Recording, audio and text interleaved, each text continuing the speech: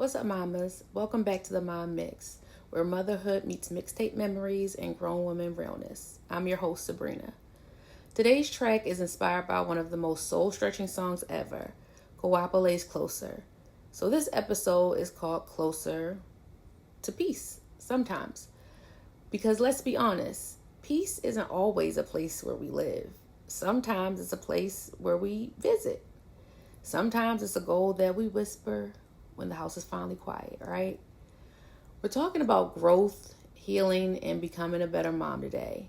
And often that leads to being a better version of everything else. Being a better partner, a better friend, and most importantly, a better you. So let's get into it. So I want to be real with y'all. Just because I'm talking about growth and healing today does not mean I'm healed. I'm not. I'm just trying to get closer to that place. Some days I'm making progress.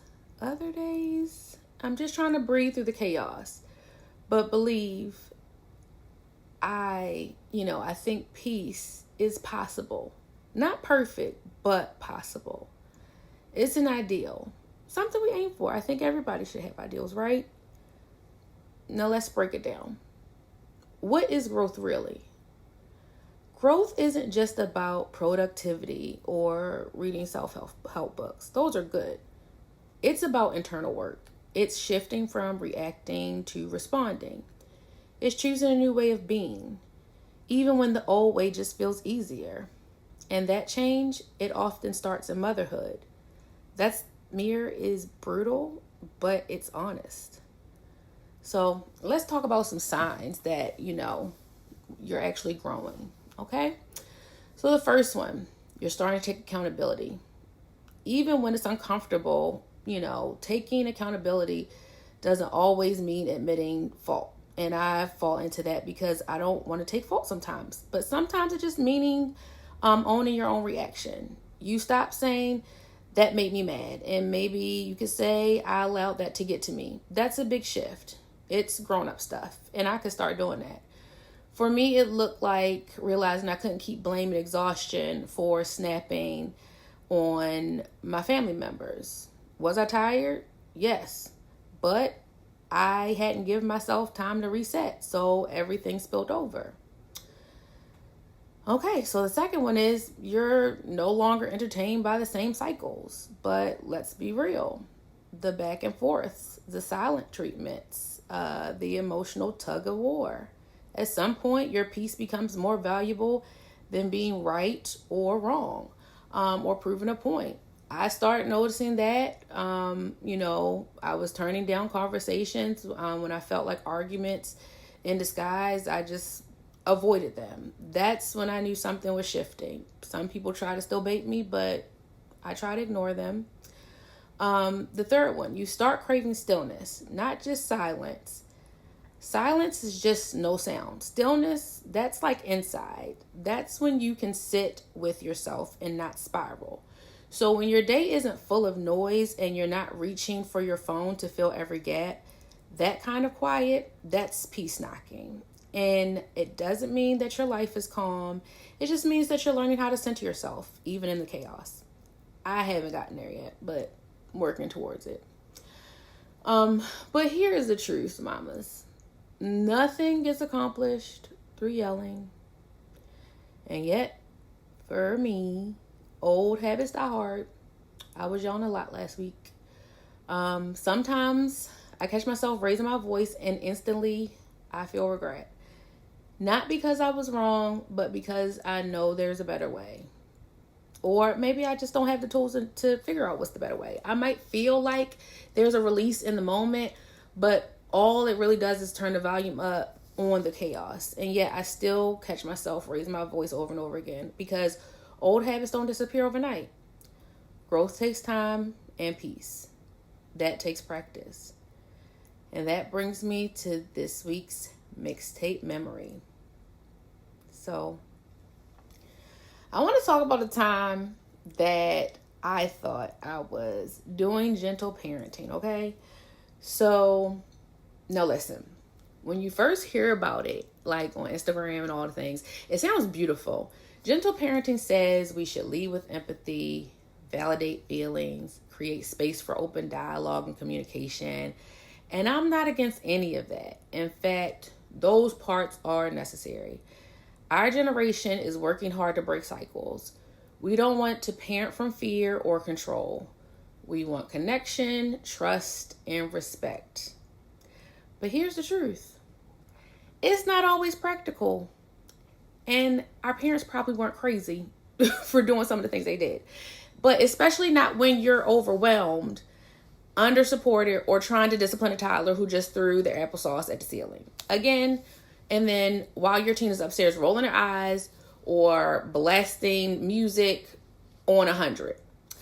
Social media also, like I said, makes it look very easy. Like all you need is a calm tone, a Pinterest chart to raise emotionally secure children.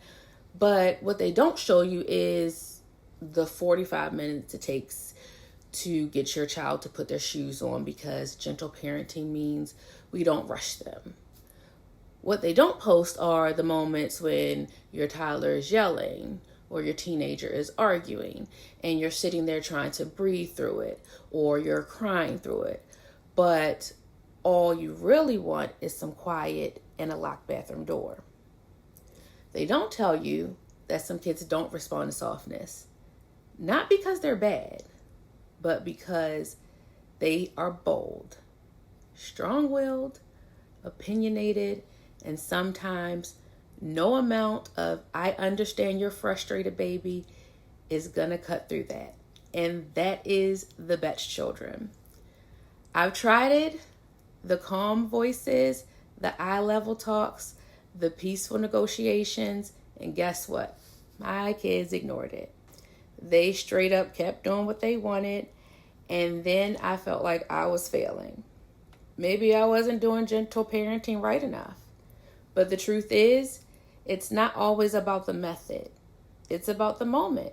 And sometimes the moment calls for firmness. The moment calls for clarity. It calls for boundaries. And sometimes it calls for boundaries without discussion. Every situation cannot be a TED Talk. Every correction cannot be a calm collaboration.